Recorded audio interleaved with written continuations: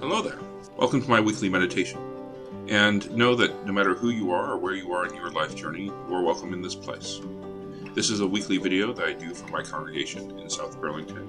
And so if you are looking to nurture a progressive faith and you find this video helpful, please feel free to like, subscribe, or share these videos with anyone you feel called to. Our reading today comes from Matthew chapter 22, verses 15 through 22. Then the Pharisees went and plotted to entrap Jesus in what he said. So they sent their disciples to him, along with the Herodians, saying, "Teacher, we know that you are sincere, and teach the way of God in accordance with truth, and show deference to no one, for you do not regard people with partiality. Tell us then, what you think. Is it lawful to pay taxes to the emperor or not?" But Jesus, aware of their malice, said, "Why are you putting me to the test, you hypocrites? Show me the coin used for the tax." And they brought him a denarius. Then he said to them, "Whose head is this, and whose title?" They answered, "The emperor's." Then Jesus said to them, "Give therefore to the emperor the things that are the emperor's, and to God the things that are God's." When they heard this, they were amazed, and they left him and went away. Hello, brothers and sisters. Welcome to another weekly meditation, and today we have a wonderfully controversial discussion topic, and that is the separation of church and state. We are going to be talking about this passage from Matthew 22. It's very well known. People often use it to justify the separation between the church and state. It's that passage where Jesus says, "Give to the emperor what belongs to the emperor, and give to God what belongs to God."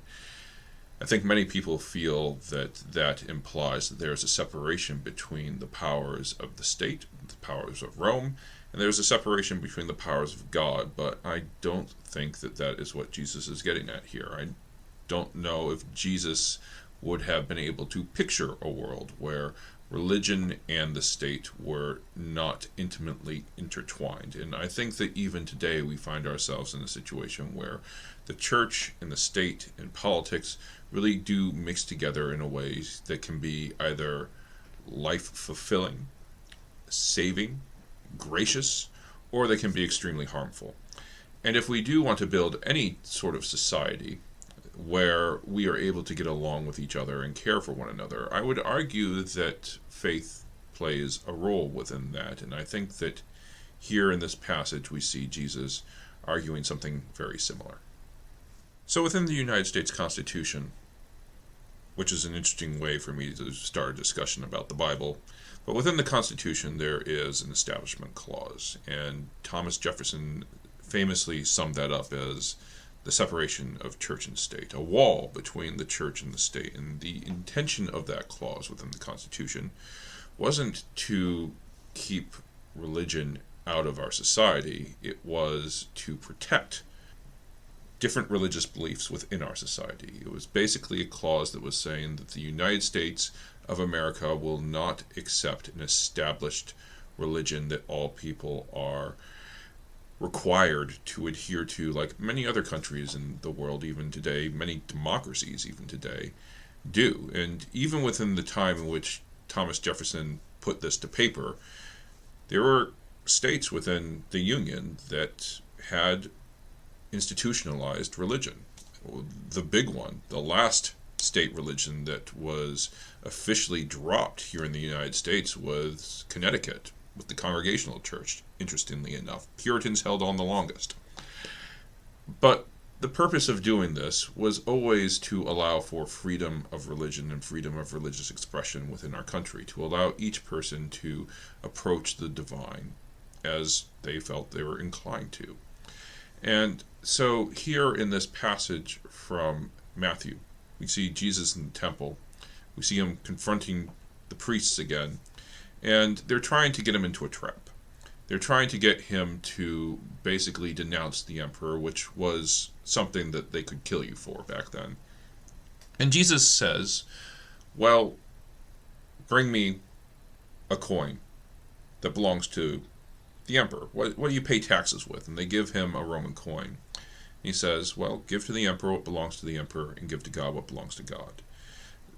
This was not meant, in my opinion, to demonstrate a difference between the powers of church and the power of state. I believe that Jesus was trying to show a hierarchy between the powers of the state and the powers of God. Because while the state is in charge of trying to regulate us, get us to obey laws, get us to work together in a functioning society and economy, God's call to us is something that's a little bit more overarching than that. It trickles into everything that we do. God calls on us to be good people. God calls on us to try to better understand what love should look like within the world and to bring that into our lives. And so Jesus tells the Herodians and the temple priests, well, give to the emperor what belongs to the emperor, but everything belongs to God. And honestly, I think that what Jesus says here makes a lot of sense. While there are many people here in this country who believe that an absolute separation of church and state is absolutely necessary for a democracy to function, I don't think that that actually is something that has ever happened here in America. I don't think it works, and I think that no matter what we do, religion will always play a role in our society and how it operates. So is there a wall between the powers of the state and the powers of God? Well, I don't think so. I do think that there are differences in the powers of state, and there are differences in what the church should be doing when it tries to enact the powers of God. But when we're talking about a separation of church and state, when we're talking about a separation of powers, we're not really talking about the separation of the state from God. We're talking about the separation of our religious institutions from our state institutions. And I do think that those are different conversations to be having. Because while we can believe that adhering to a divine, trying to be a moral and good person, trickles into everything that we do, the purpose of the church is to help us be good people. It's to be a tool that helps us to have those discussions, explore our lives, explore our communities in a way that can bring love out into the world. And we don't always do that well.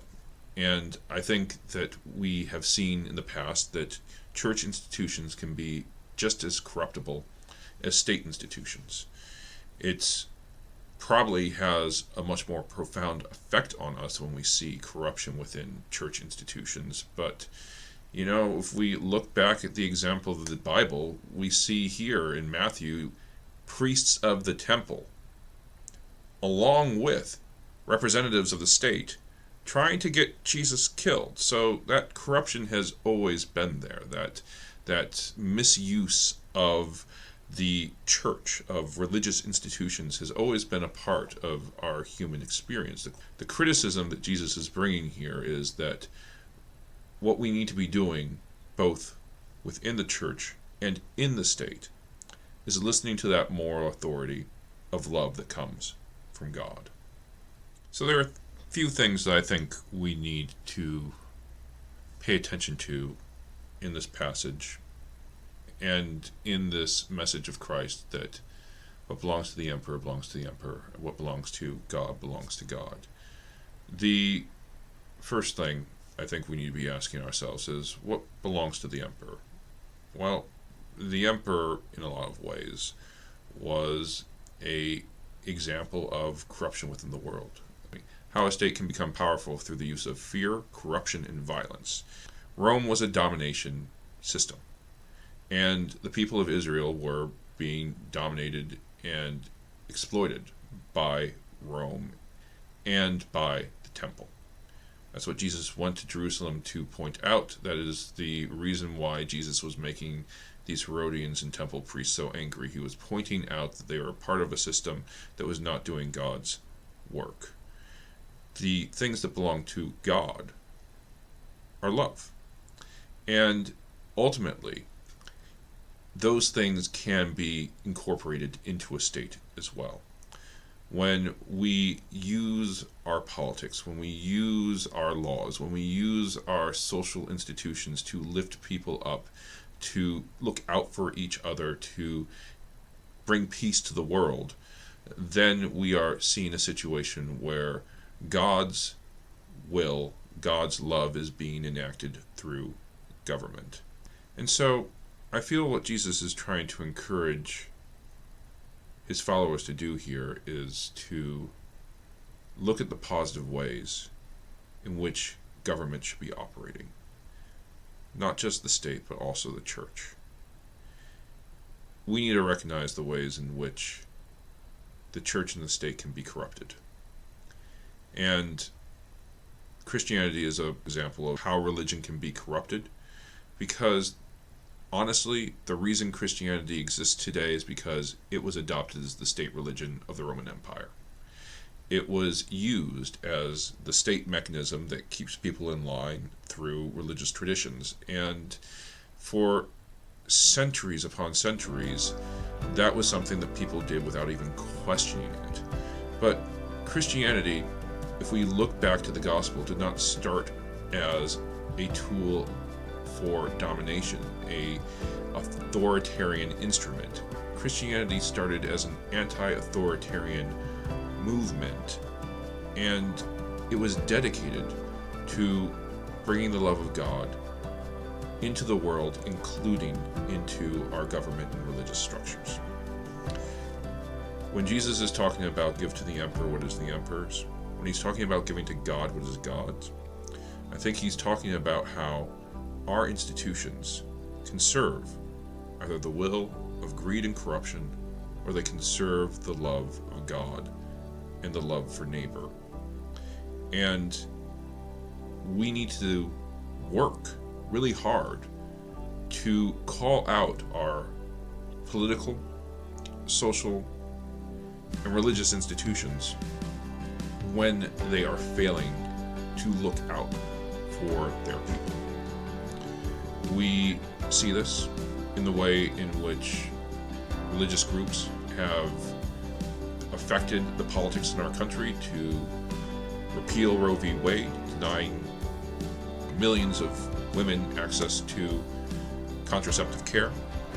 We see this in the way in which people are cracking down on education within our country. We see this in the way in which people are cracking down on LGBTQ plus people. They're using religion to force people into line, the way in which Rome used religion to force people into line. But if we are willing to embrace a more expansive understanding of love within this world, then that too should trickle into our government institutions. It is important that those of us who are practicing our faith in a way that can look out and connect to God, bring that faith into our civic lives. And I think that is what Jesus is saying here. He is saying that those of us who are able to see God understand that that love has a greater authority than even the Emperor of Rome. Amen.